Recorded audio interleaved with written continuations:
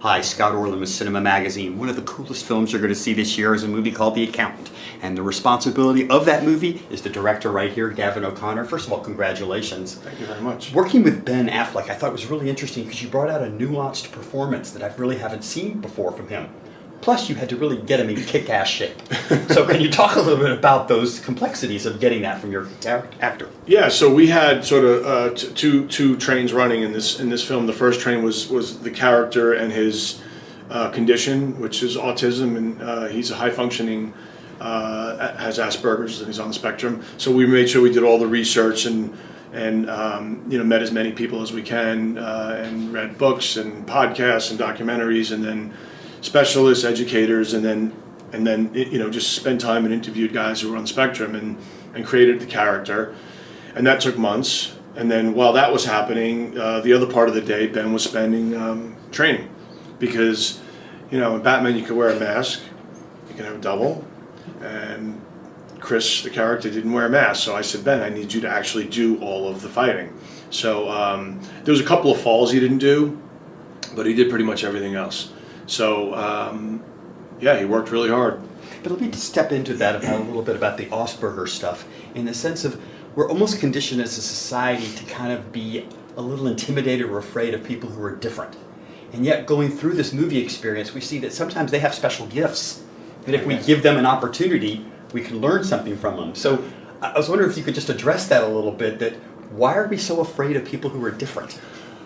It's a really good question, and I don't know the answer to that.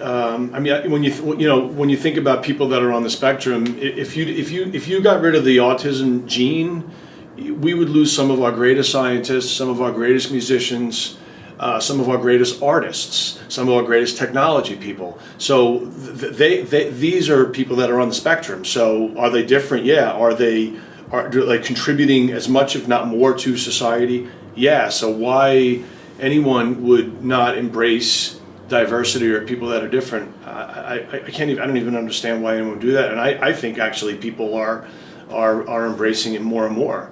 And what I really loved about this movie, and it's a cat and mouse, I don't want to give too much away because when you see it, there's a lot of guesswork of who, what, people we think we know aren't the people we know.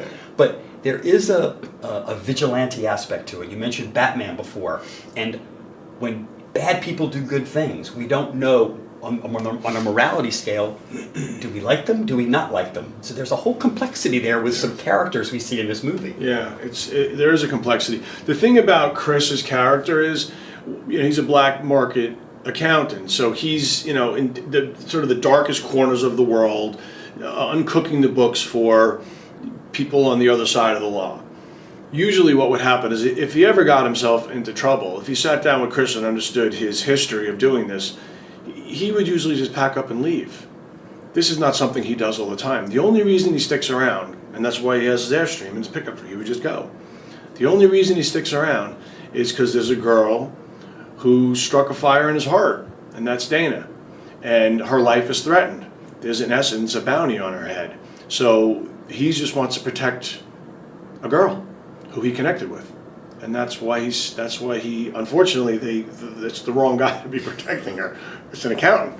Well, I cannot congratulate you enough. Terrific movie. There's a moral to this movie. Be careful when you fall in love. It's going to change everything about your life. Gavin, congratulations. Nice to meet you. And this is Scott Orlin. Until next time.